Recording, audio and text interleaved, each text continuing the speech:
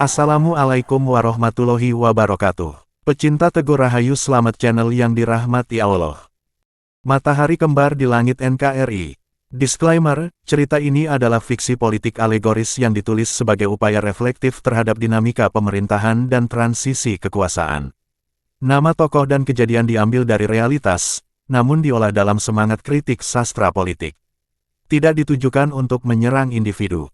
Selamat menyimak, dengan bismillah. Para Sutrisno, pagi itu, langit Nusantara menggantung muram tapi hangat. Awan menggumpal seperti bisikan rahasia yang belum selesai. Dan tiba-tiba, dua cahaya menembus cakrawala. Satu dari timur, seperti biasa. Tapi satu lagi muncul dari barat. Rakyat menengadah, terpana, dua matahari, menggantung berdampingan, sama terang, sama membakar, seolah bersaing membagi siang. Orang menyebutnya, matahari kembar. Bukan sekadar fenomena langit, ini isyarat zaman. Presiden Prabowo telah resmi dilantik. Namun, bayangan Jokowi belum memudar. Wajahnya tetap menghiasi ranah kuasa, menyelimuti ruang-ruang pengaruh dengan senyum dan bisikan tak kasat telinga. Kekuasaan berganti tangan, tetapi kendali terasa masih bercabang. Siapa yang sebenarnya memimpin? Bisik seorang pegawai istana dengan sorot mata cemas. Di ruang kabinet, Sumpah Setia diumumkan, namun nama Jokowi masih menggema. Menteri Kelautan, Trenggono, berdiri di Solo dan berkata tanpa ragu, "Saya masih ikut arahan Pak Jokowi." "Iya bos, saya." Ucapan itu bukan sekadar kalimat, tapi gema dari matahari yang belum tenggelam. Dan rakyat menggigil, bukan oleh takut, tapi oleh kebingungan. Istana kini seperti kapal berdua nahkoda. Satu memegang kemudi, satu belum menyerahkan peta. Di balik layar, dua kekuatan saling menarik poros. Dalam makan malam elit, dua nama masih diucap setara. Dalam strategi, dua suara saling selisih arah. Rakyat menanti jawaban. Mereka bukan hanya butuh sosok, tapi juga kepastian arah. Di pasar-pasar, warung kopi, dan kolom komentar dunia maya, rakyat membincangkan matahari kembar. Ada yang melihatnya sebagai berkah ganda. Tapi banyak pula yang was-was, sebab dua matahari berarti dua gravitasi. Dan dua gravitasi bisa mengguncang orbit bangsa. Langit politik pun berpendar gelisah. Bukan badai, tapi petir dalam pikiran. Para pengamat silang tafsir. Apakah Jokowi belum selesai? Ataukah Prabowo belum mulai? Apakah ini transisi, atau ilusi? Namun langit tak bisa dibohongi. Ia mencatat semua, dan dalam catatan langit itu, kelak mungkin tertulis, pernah ada masa ketika Indonesia memiliki dua matahari, dan satu langit yang penuh tanda tanya. Dan rakyat hanya bisa menatap ke atas, menunggu salah satu cahaya meredup dengan elegan. Karena dalam negeri bernama NKRI, hanya ada ruang bagi satu matahari untuk memimpin siang dengan tenang. 2. Rakyat mulai bersuara lirih, bukan dalam unjuk rasa, tapi lewat meme dan satire digital. Media sosial menggema dengan tawa getir. Apakah Prabowo hanya matahari cadangan? Pertanyaan itu tidak terucap dalam konferensi pers, tapi mengalir deras di ruang maya yang tak dikendalikan oleh protokol negara. Di balik tepuk tangan pelantikan dan parade resmi, ada riak yang sulit disapu, kuasa seolah belum utuh berpindah. Drama simbolik terus bergulir. Para calon perwira akademi kepolisian, dengan seragam gagah dan gestur penuh hormat, tiba-tiba berkunjung ke rumah pribadi Jokowi. Bukan ke istana negara, bukan ke Mabes TNI, tapi ke kediaman seorang mantan presiden. Dan rakyat mencatatnya bukan sebagai kunjungan biasa, tapi sebagai pesan, bahwa kendali bisa tinggal di balik tirai. Isyarat pun semakin terbuka. Di tengah euforia Prabowo sebagai pemegang mandat rakyat, justru arah angin kekuasaan menyerupai orbit ganda. Kekuasaan yang seharusnya tunggal kini beresonansi dari dua poros, satu di istana, satu lagi di Teguh Umar. Di lorong elit, orang bicara dengan nada hati-hati. Apakah kekuasaan telah dibelah diam? Atau memang sedang diuji, siapa yang lebih pantas mendikte sejarah pasca 2024? Lalu kejutan berikutnya datang. Letjen Kunto Arif Wibowo, putra Wakil Presiden Try Sutrisno dan figur kuat di tubuh TNI, diganti secara mendadak. Keputusan itu datang hanya beberapa pekan setelah sebuah video beredar luas, para purnawirawan berbincang hangat, bahkan terang-terangan mewacanakan Gibran, putra Jokowi, sebagai cadangan strategis, semacam jalur paralel bila loyalitas utama mulai goyah. Apakah pencopotan ini bagian dari stabilisasi kekuasaan? Ataukah bentuk peringatan lembut kepada para penjaga warisan masa lalu? Sinyal-sinyal semakin jelas, tapi tak ada yang mau menyebutnya langsung. Semua berlangsung dalam bahasa diam, dalam politik sandi. Tidak ada perintah, tapi semua bergerak. Tidak ada deklarasi, tapi narasi tersusun. Rakyat yang jeli mulai membaca arah. Ada aroma pengamanan jalur dinasti. Ada potensi duel wibawa antara mantan dan yang sedang menjabat. Dan dalam medan seperti itu, kehormatan bukan soal jabatan, tapi siapa yang lebih piawai memainkan simbol, membungkus kekuatan dalam kesenyapan. Istana tampak megah, tapi bayangannya tetap panjang di rumah sebelah. Di langit yang katanya hanya boleh satu matahari, kini dua cahaya bersinar terlalu terang. Dan terang yang berlebihan seringkali melahirkan silau. Pertanyaannya tinggal satu, apakah kita sedang menyaksikan perpindahan kekuasaan, atau hanya sedang menyaksikan penyamaran? 3. Langit politik belum juga jernih. Di saat rakyat berharap pagi yang baru, langit justru dihiasi kabut tebal dari dua arah cahaya yang bersaing. Di tengah keraguan itu, muncul suara yang mengguncang keheningan, dalam demokrasi kita tidak butuh dua matahari. Kalimat itu meluncur dari mulut SBY, mantan presiden, jenderal yang telah lama paham medan kuasa. Ringkas, tapi seperti petir di langit mendung, menggelegar dan menamparkan banyak kepala. Bagi mereka yang cermat membaca tanda, ini bukan sekadar kritik. Ini tamparan halus pada kekuasaan yang menggandakan diri. Sebab dalam dunia kekuasaan, dua cahaya tak menghasilkan penerangan ganda, melainkan bayang-bayang yang membingungkan. Dan itulah yang kini terjadi.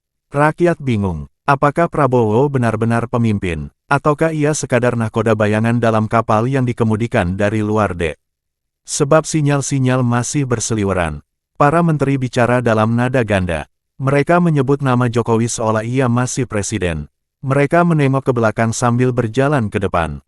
Dan kapal bangsa ini pun mulai berlayar dengan arah yang kabur. Namun ini bukan sekadar drama pribadi. Ini tentang nasib republik. Tentang mandat rakyat yang seharusnya utuh, tapi kini terasa seperti serpihan warisan kekuasaan. Dalam kebudayaan Jawa, ada istilah, raja tanpa mahkota. Sosok yang tak memiliki kursi formal, tapi bayangannya justru lebih besar dari pemegang tahtanya. Apakah Jokowi sedang menapaki jalan ini? Ataukah sistem kita terlalu lemah untuk menetapkan batas antara mantan dan pengganti?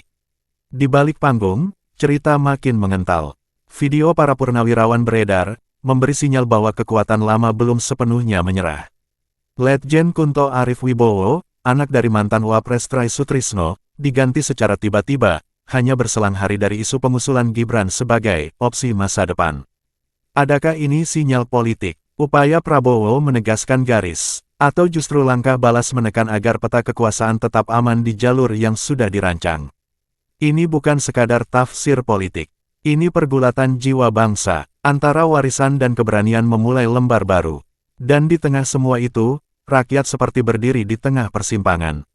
Menanti satu cahaya yang menuntun. Bukan dua yang saling bersaing. Sebab jika terlalu banyak terang, maka mata menjadi silau. Dan bangsa pun bisa kehilangan arah karena tak tahu mana fajar, mana senja. 4. Pertanyaan besar pun menggantung di udara seperti kabut yang tak mau sirna, benarkah Jokowi belum rela turun? Ataukah kekuasaan memang terlalu manis untuk dilepaskan begitu saja? Dalam khasanah budaya Jawa, ada istilah yang menggetarkan, raja tanpa mahkota. Sosok ini tidak memegang tahta secara formal, namun pengaruhnya menjalar hingga ke sumsum kekuasaan. Ia tidak duduk di singgasana, tapi angin politik tetap bertiup dari arah langkahnya. Apakah Jokowi kini sedang memainkan lakon itu? Sinyal makin terang. Gibran Rakabuming, sang putra yang masih sangat muda di panggung nasional, justru muncul di berbagai forum strategis. Dari diskusi pertahanan hingga forum ekonomi, ia duduk di tengah, berbicara layaknya pewaris arah negara. Pertanyaannya menyembul seperti bara dalam sekam, apakah ini generasi dinasti, atau bayangan ambisi yang belum padam? Prabowo, yang secara konstitusional telah memegang obor kepemimpinan, ditantang pusaran angin dari dua kutub. Ia harus tegas sebagai mantan Danjen Kopassus, tak boleh kompromal demi stabilitas, tarik garis tegas agar tidak tampak naif terjebak jadi simbol transisi belaka. Di kubu loyalis Prabowo, suara mulai bergemuruh. Gagasan reshuffle kabinet mencuat, bukan karena benci, tapi demi loyalitas yang jelas. Negara tidak bisa dikendalikan dari dua remote, ujar seorang pengamat dalam diskusi tertutup. Ketegasan kini bukan pilihan, tapi keharusan. Namun Prabowo begitu gemulai di hadapan Jokowi, jululan macan Asia jelma jadi sekedar kucing yang cuma bisa memeong, hidup Jokowi, sungguh naif, si macan bak kucing yang cuma bisa mengeong, jaring-jaring kekuatan luas harus dingegas, harga diri itu harga mati, harusnya bagi seorang mantan prajurit, bukan cuma memeong. Menghadapi itu, pendekatan frontal justru bisa menciptakan badai. Jalan tengah harus dirancang dengan presisi, tegas tapi tidak kasar, konsolidatif tapi bukan subordinatif. Di akar rumput, rakyat mulai bersuara. Ada yang masih terpesona pada gaya Jokowi yang merakyat. Namun tak sedikit yang mulai jenuh. Ini negara, bukan panggung bayangan sandiwara, tulis seorang mahasiswa dalam selebaran kritis. Mereka ingin melihat Prabowo sebagai nahoda penuh, bukan sekadar sopir pinjaman dari pemilik kapal sebelumnya. Sebuah realitas pahit muncul, demokrasi tak bisa punya dua matahari. Bila sinar datang dari dua arah, bayangan akan saling menabrak. Visi kebangsaan bisa kabur, arah pembangunan bisa tumpang tindih, dan yang paling berbahaya, loyalitas terbelah. Dan dalam dunia kekuasaan, loyalitas yang terbelah adalah awal dari kehilangan kepercayaan rakyat. 5. Dalam politik, tidak ada yang benar purna. Yang ada hanyalah fase transisi yang dikemas dengan narasi keberlanjutan. Maka, ketika kekuasaan tampak belum sepenuhnya berpindah, pertanyaannya bukan hanya tentang siapa yang memimpin, tapi juga tentang siapa yang masih mengendalikan dari balik layar. Indonesia seperti sedang berjalan di atas tali tipis antara transisi dan kooptasi. Publik mencium aroma tarik-menarik kekuasaan yang tak selesai. Sebagian menyebut ini sebagai stabilitas. Tapi sebagian lain mulai menyebutnya dengan istilah yang lebih tajam, shadow state, negara dalam bayangan. Polemik ini makin menguat ketika sejumlah loyalis Prabowo mulai menyuarakan kegelisahan. Mereka melihat kabinet yang akan datang berpotensi menjadi perpanjangan tangan dari kepemimpinan sebelumnya. Dari wajah yang diajukan hingga struktur kekuasaan ekonomi yang tidak banyak berubah, semua memberi sinyal bahwa perubahan mungkin hanya sebatas slogan alamat. Di media sosial, suara kritis mulai menggema. Apakah ini era baru, atau hanya lanjutan dari serial lama? Tanya seorang aktivis muda. Di antara barisan pemilih Prabowo, ada harapan besar bahwa kepemimpinan ini akan menghadirkan warna baru, lebih berani, lebih tegas, lebih mandiri. Namun fakta ternyata Prabowo terlalu genit gemulai, naif. Beberapa nama yang dulu begitu kuat membela kepentingan istana lama, kini merapat dengan nada kompromi. Mereka tak berubah, hanya berpindah barisan. Prabowo menghadapi dilema klasik, merangkul demi soliditas, atau menyingkirkan demi loyalitas sejati. Inilah saat paling kritis dalam sejarah transisi kekuasaan pasca reformasi. Jika Prabowo gagal menetapkan batas, maka ia bisa terjebak dalam bayangan besar yang akan selalu mengikutinya. Ia bisa menjadi presiden secara de jure, namun tetap berada di bawah pengaruh de facto kekuatan sebelumnya. Dan dalam sejarah kekuasaan, itu adalah jebakan yang berulang, naif. Rakyat tidak butuh presiden boneka. Rakyat tidak ingin pemimpin yang masih mencari restu pada mereka yang sudah pamit. Dalam Islam, amanah kepemimpinan itu suci, tidak boleh digadaikan pada kepentingan pribadi atau jaringan keluarga. Nabi bersabda, jika amanah disia-siakan, maka tunggulah kehancuran, hadis riwayat Bukhari. Prabowo harus menyadari, popularitas bisa diwariskan, tapi legitimasi hanya bisa diperoleh lewat keberanian mengambil keputusan besar. Inilah saatnya ia membuktikan bahwa ia bukan sekadar penari kendang, tapi pembaharu. Bukan hanya penjaga kursi, tapi pemimpin pembuka lembaran baru dengan tinta sendiri, bukan menyalin dari draft lama.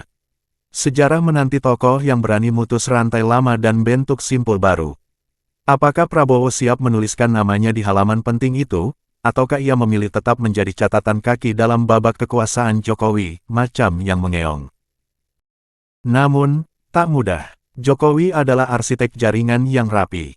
Dari elit militer, pebisnis, hingga kepala daerah.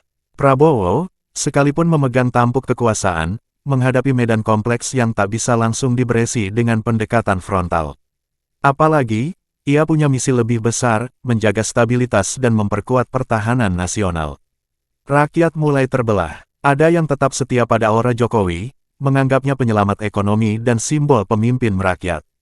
Ada pula yang mulai bosan dengan drama kekuasaan tanpa jeda. Mereka ingin Prabowo tampil penuh, utuh, dan tanpa bayangan.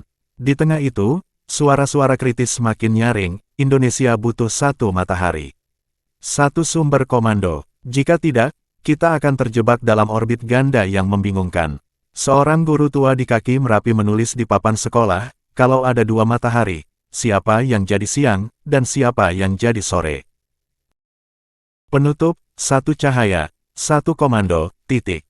Dalam sejarah bangsa-bangsa besar, kehancuran bukan bermula dari kekalahan perang, tapi dari perpecahan arah. Ketika satu kapal memiliki dua kompas, maka nahoda pun kehilangan poros. Indonesia, negeri beribu pulau dan berjuta suara, masa terus ragu di persimpangan, pilih hanya satu cahaya, atau terus terkempit oleh yang bayang sisa pertarungan. Kita tidak sedang kehabisan pemimpin. Kita cuma kehabisan arah tegas. Rakyat lelah dengan topeng kemunafikan skenario politik yang membingungkan, oposisi disamar sebagai kolaborasi, dan loyalitas dicairkan jadi basa-basi. Solusi bukan dalam menyingkirkan satu pihak demi pihak lain, tetapi menguatkan poros tunggal dengan kejelasan, siapa pemimpin, siapa mantan, maka, Prabowo harus dengan gagah berani memutus pusaran tarik-menarik ini dengan ketegasan, komando tunggal untuk satu visi, satu arah, satu kepemimpinan, rakyat sudah mendukungmu penuh. Mau keki apa lagi? Kabinet harus satu orkestra, bukan sibuk duel tersembunyi. Menteri harus satu garis, bukan dua warna. Bukan saling menakar peluang, tapi saling memperkuat haluan. Ingat, demokrasi bukan teater seribu wajah sengkuni, tapi panggung pengarah satu pertunjukan kebaikan, damai, adil, dan terang. Rakyat tidak ingin drama panjang pasca Pilpres jadi sandiwara tanpa akhir.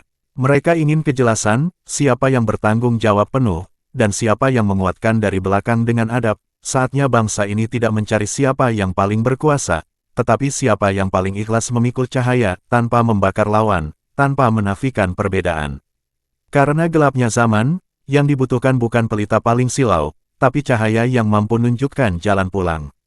Harapan rakyat, Prabowo harus kembali jadi macan, itu lebih bermartabat, daripada suka mengaung kencang, tapi, suara terdengar di telinga rakyat, ternyata Prabowo sedang mengembek, bahkan, lebih parah, jalan kepemimpinannya nampak megal-megol persis kayak bebek, wa nauzubillah, astagfirullahaladzim, maka, camkan, Allah tidak menjadikan bagi seseorang dua hati dalam rongganya, Al-Ahzab 4 tuh, jelaskan. Dan lebih ekstrim, Sayyidina Ali bin Abi Thalib tegaskan bahwa, kebenaran tidak diukur oleh manusia, tetapi ukurlah manusia, dengan kebenaran.